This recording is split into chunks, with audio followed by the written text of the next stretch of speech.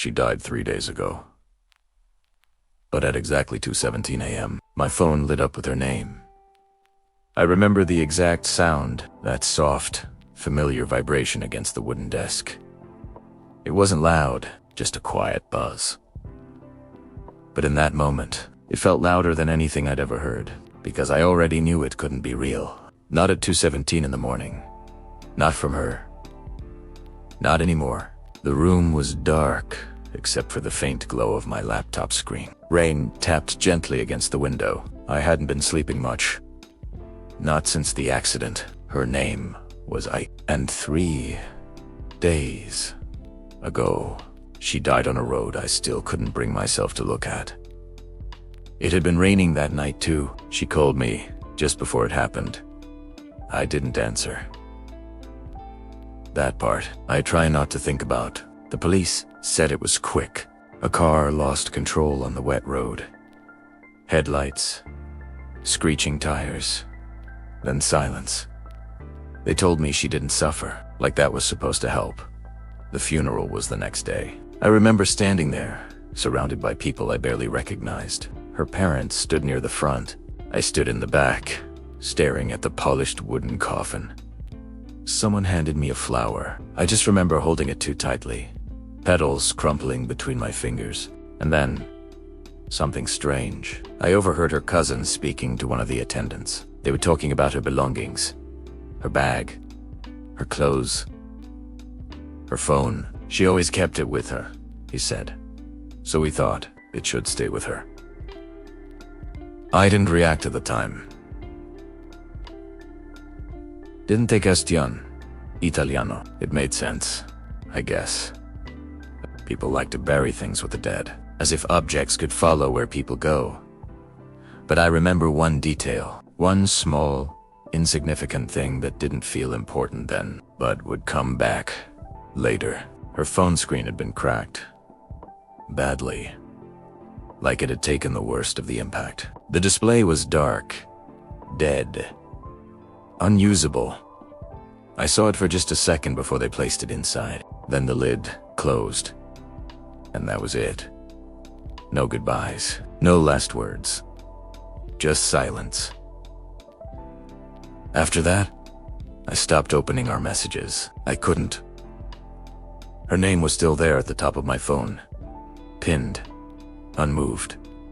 Like nothing had changed. The last thing she sent me was still unread. I never opened it. I told myself I didn't need to. That, whatever it said, it belonged to a version of the world that didn't exist anymore. So I left it there. Frozen, untouched. Days passed. Or maybe just hours.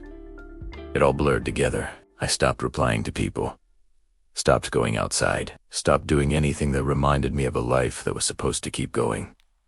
And every night, I found myself awake at the same time. 2:17 a.m. I didn't notice it at first, not consciously, but something about that time. It kept pulling me back, like my body remembered something my mind refused to accept. That's when it happened. That night. The third night, the rain was softer than before almostantly, like the world was trying to apologize for something it couldn't undo. I was sitting at my desk, staring at nothing in particular, just existing. Just waiting for time to pass. Then bzzz. My phone vibrated. I didn't react immediately. At first I thought it was just another notification. Spam, news, something meaningless. But then it vibrated again. Longer this time. Insistent. Something about it felt wrong. Slowly, I turned my head, my eyes drifting toward the faint glow lighting up the edge of the desk. And that's when I saw it. Her name Aiko. For a second, my brain refused to process it, like it was just a visual glitch. Something my mind created because it missed her too much. But it didn't disappear. It stayed there. Bright, clear, unmistakable. A message from her. Baja. My chest tightened. Not like fear. Not exactly. Something else. Something heavier. Hope. And that was the scariest part. My hands didn't move. I just stared at the screen, waiting for it to correct itself. Waiting for reality to come back. It didn't. The message preview sat there, silent and patient. Like it had all the time in the world. Finally, I reached for the phone. My fingers hesitated just above it. Like touching it would make it real. Like opening it would confirm something I wasn't ready to face. But I couldn't stop myself. Primera picked it up. The screen lit up fully. And there it was. A new message. Time-stamped. To 17 a.m. From Ike. I opened it. 3 dots. No. Not typing. Already sent. Already waiting. The message read. I'm sorry. I didn't mean to leave you. The room felt smaller, like the walls had shifted closer without making a sound. I read it again, and again, and again. Same words, same spacing. Same way she used to text. I'm sorry. She always said it like that, even when it wasn't her fault. My grip tightened around the phone. No, I whispered. This wasn't possible. It had to be something else. A scheduled message. Yeah, that made sense.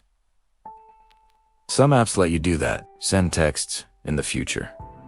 Maybe she set it up as a joke, or something she forgot about. But no, that didn't make sense. She wouldn't. Not like this. Not at 2:17. My heart started pounding Lutheran faster. I backed out of the chat. Checked the contact. Same number. Same picture.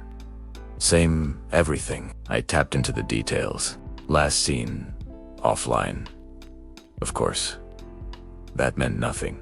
Dead numbers don't come online. Right, I scrolled up our old messages. Everything was still there. Untouched. Frozen in time. And then I saw it. Her last message. The one I never opened. Still unread. For a moment, I thought about tapping it, but something stopped me. Because if this was real, then that message was from before she died. And this one was from after. My hands started shaking. I looked back at the new message. Still there, still waiting. No follow-up, no explanation. Just that one line. I'm sorry, I didn't mean to leave you.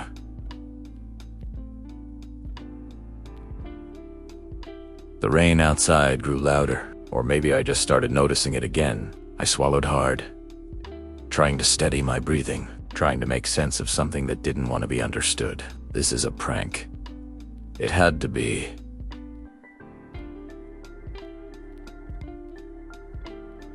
Someone messing with me, someone cruel enough to use her name. But who and how? I stared at the number again, willing it to change, to reveal something different, something normal. It did. It stayed hers. Exactly hers. I felt a cold weight settle in my chest, slowly spreading, because deep down, beneath the logic, beneath the denial, there was a question, one I didn't want to ask but couldn't ignore. If it wasn't a prank, if it wasn't scheduled, if it wasn't fake, then what was it? I looked at the message one last time, my thumb hovering over the keyboard. I could reply just one word, Giusto test Italiano, but I didn't. I couldn't, because some part of me already knew. If she answered, then everything I believed about reality, about life, about death, would break. I slowly lowered the phone, placing it back on the desk. Screen still glowing. Her name still there. Las 2:17 a.m. The same time she died. I stared at it. Heart racing, mind unraveling, and under my breath, barely audible, I whispered, "There's no way, right?" I didn't reply that night. I told myself I wouldn't. That whatever that message was, it didn't deserve an answer. But I didn't sleep either. I just laid there, staring at the ceiling, phone resting beside me like something alive, something waiting. And somehow, I already knew. When I checked the time again, it was 2:16 a.m. My heart started pounding before anything even happened. 1 minute, that's all it took. Then, buzz. 2:17 a.m. The screen lit up again. Her name, Aiko. My chest tightened as I slowly picked up the phone. This time, I didn't hesitate as long. I opened it. A new message. Why won't you reply? Primera froz. There was something different about it. The first message felt distant, like an echo, like something left behind. But this felt aware, like it was waiting, like it noticed my silence. My grip tightened. No, I whispered under my breath. This was getting out of control. Someone was doing this teatro. I locked the phone, turned it face down. But that didn't stop the feeling that I was being watched. That, somewhere, something was waiting for me to answer. I didn't. Not that night, but the next night. Primera, Juá es ready. I didn't even pretend to sleep. I sat on the edge of my bed, phone already in my hand, eyes locked on the screen. 2:16 a.m. The seconds dragged, each one heavier than the last, and then 2:17 BZ. The message came instantly, like it had been sent before time even changed. I opened it. It's cold here. A chill ran down my spine. Cold. Aiko hated the cold. She used to complain even when the room temperature dropped a little. She'd steal my hoodie, wrap herself in it, and say I feel like I'm freezing. My chest tightened. That wasn't something a stranger would know. Not like that, not in that way. I stared at the message. Longer, this time. My thoughts started shifting. This wasn't just fear anymore. It was something worse. Hope. Because if it was really her, then she wasn't gone. That idea started growing inside me. Quiet at first, then louder. Drowning everything else out. I stopped sleeping after that. There was no point. Every night, I waited. 2:17 became the center of everything. My entire day revolved around it. I stopped answering calls, stopped leaving my room, stopped pretending anything else mattered, because nothing did. Only those messages. Only her. And then, on the fourth night, I broke. 2:17 a.m. BZZZ. The message came but T-steam before I even opened it. My fingers were already moving, typing. Iko. Is this really you? I stared at the screen. Sent. The message sat there. Delivered. No reply. Seconds passed. Then those 3 dots appeared. Typing. My breath caught in my throat. I didn't move. Didn't blink. Just watched. Waiting. Then the reply came. You finally answered. My heart dropped. There was something about the way it was written. Not relief. Not happiness. Just acknowledgement, like she'd been expecting this all along. Like this was always going to happen. My hands trembled slightly. Aiko, I whispered. I started typing again. Faster this time. Where are you? Sent. The typing dots came back immediately. Then, I'm where you left me. A cold silence filled the room. That didn't make sense. I didn't leave you, I muttered. Another message came. You did. My chest tightened. No. I stopped. Because something felt wrong. Not what she was saying, but how. The words were hers. The tone wasn't. It felt off. Off, like someone repeating lines they didn't fully understand. I tried again. Aiko, where are you? Pause. Typing. Stop. Typing again. Then I'm here. That was it. No clarification. No explanation. Just here. A strange unease settled over me. I scrolled back up. Read the messages again. Something wasn't right. She avoided direct answers, repeated phrases, circled around questions instead of answering them. But at the same time, she knew things, little things, things no one else should know. The way I stayed up late, the way I hated silence, the way I never opened her last message. That one made my blood run cold. You still didn't read it. I stared at the screen. My hands froze. I hadn't told anyone that. No one knew, not even her parents.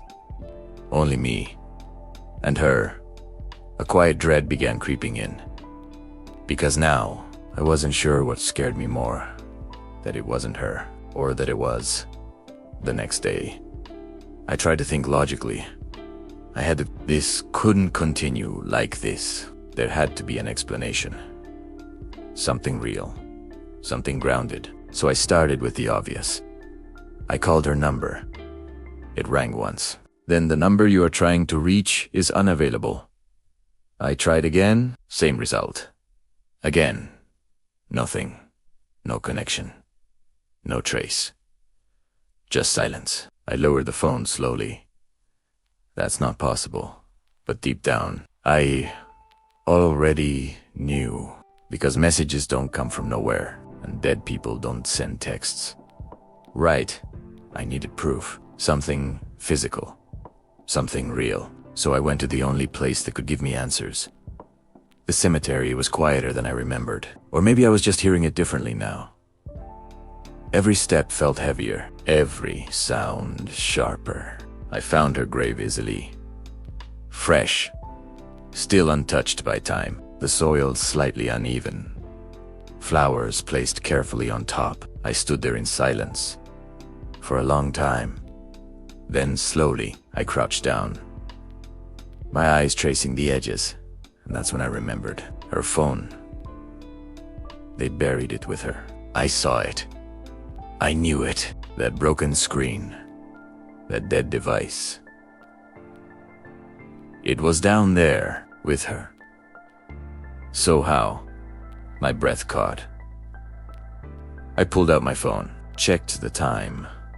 2:16 a.m. My chest tightened instantly. No, not here.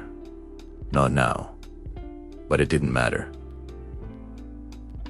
Because time didn't stop. Las 2:17, ZZZ de vibration, felt louder than ever, echoing in the silence. I stared at the screen. Her name. Aiko again. My hands shook as I opened it. Why didn't you come sooner? My stomach dropped. What? Another message? I waited. Then another, and waited. My breathing became uneven. The air felt colder, heavier. Then the last message came. It hurt. I couldn't move. I just stared at the screen. Because suddenly, everything clicked. To 17 a.m. The same time. Every night. The same exact time. The time she died. My chest tightened painfully.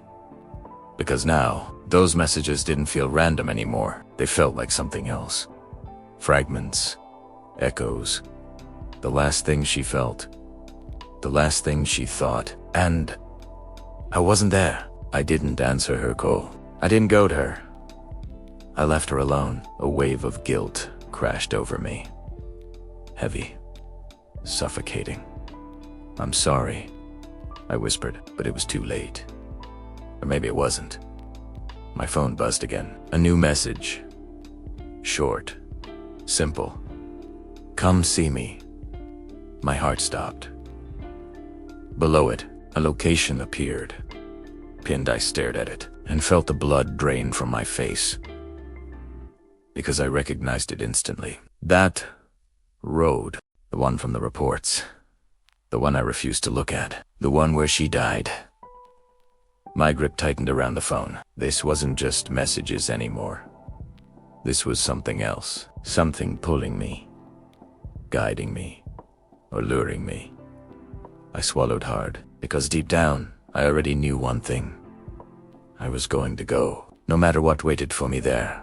I didn't think Castione Italiano. I just grabbed my keys and left. The moment I stepped outside, the rain hit me like a memory I couldn't escape.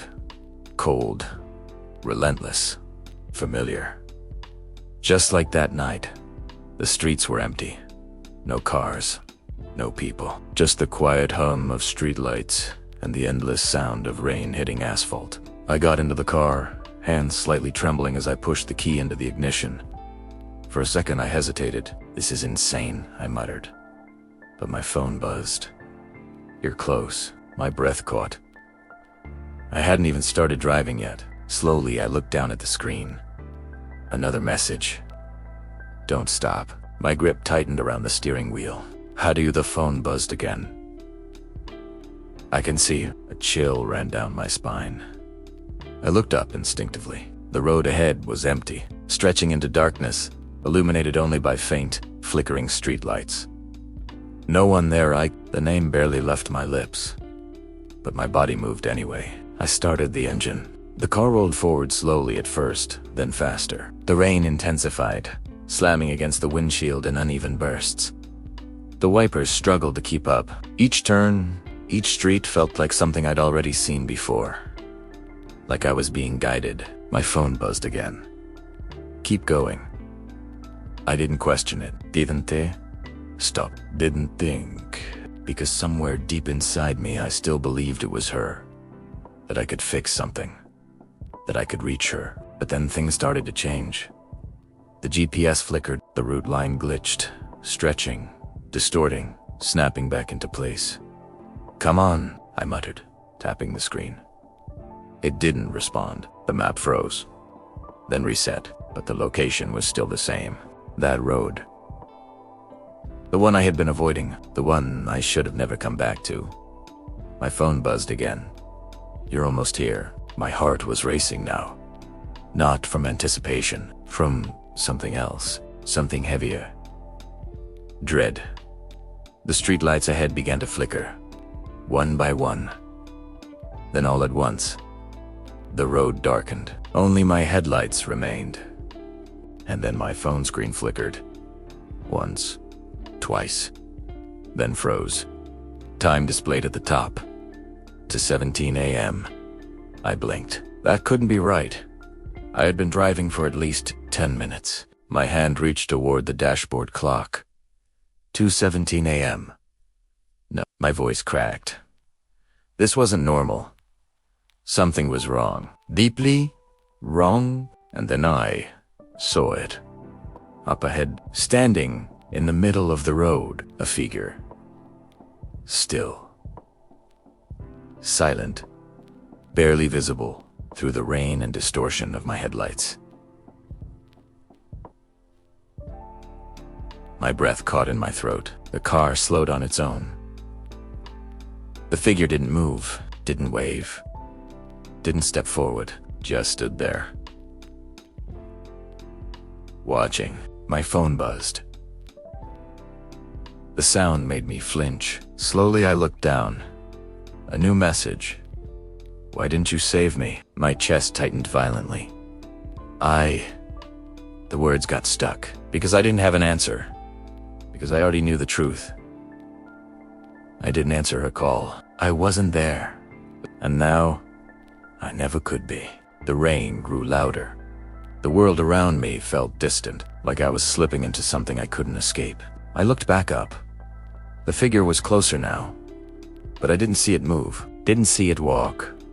It was just closer, and then my phone buzzed again. I forced myself to look down. One message. Short. Simple.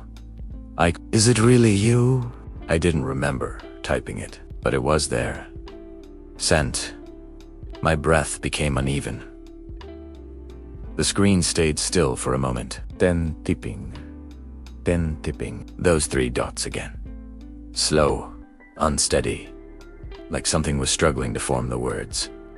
Then the reply came. At first, my heart dropped. The air around me felt heavier, colder. "What does that mean?" I whispered. Another message. It hurt. The same words. Repeating. Distorted. Like something else was using them. Twisting, the phone buzzed again. "You're not coming." Then again. I waited. And again. And waited. The messages started stacking. Faster. More aggressive. My breathing turned shallow. "No. Stop." But they didn't. They kept coming. Until silence. Complete silence. The rain seemed to fade. The world holding its breath. Then one final message appeared. But something else did. My blood ran cold. Slowly, I looked up. The figure was right in front of the car now, close enough to see, but not clearly. Hits. Say, wrong. Flickering. Like it couldn't decide what it was supposed to be. For a moment, it looked like her. Then it didn't. Then it did again. My hands tightened on the wheel. No! This wasn't her. Not anymore. The phone buzzed one last time. It learned your voice. My chest tightened. It learned your pain. The screen flickered. It learned. You. The headlights dimmed. The figure tilted its head slightly. And for the first time, it smiled. I don't remember driving back. I don't remember how I got home. All I remember is silence. Days passed. Then weeks. I stopped checking my phone. Stopped thinking about it. Or at least, I tried to. Because no matter what I told myself, I couldn't forget that night. Couldn't forget what I saw. Or what it said. It knows you now. That message never came. But somehow I still heard it. Every time my phone lit up. One night I woke up suddenly. No reason. No sound. Just awake. My room was silent. Dark. Slowly I turned my head toward the desk where my phone rested. The screen lit up to 17 a.m. My heart stopped. Then BZZZ. The vibration echoed through the silence. My breath caught as I stared at the screen. A new message, but not from her. No. This time it was from a number I knew better than anyone. My own. My hands trembled as I slowly reached for the phone, opened it, and read the message. "Why aren't you answering?" I froze, because beneath it I could see it. The typing dots. Waiting for me to reply.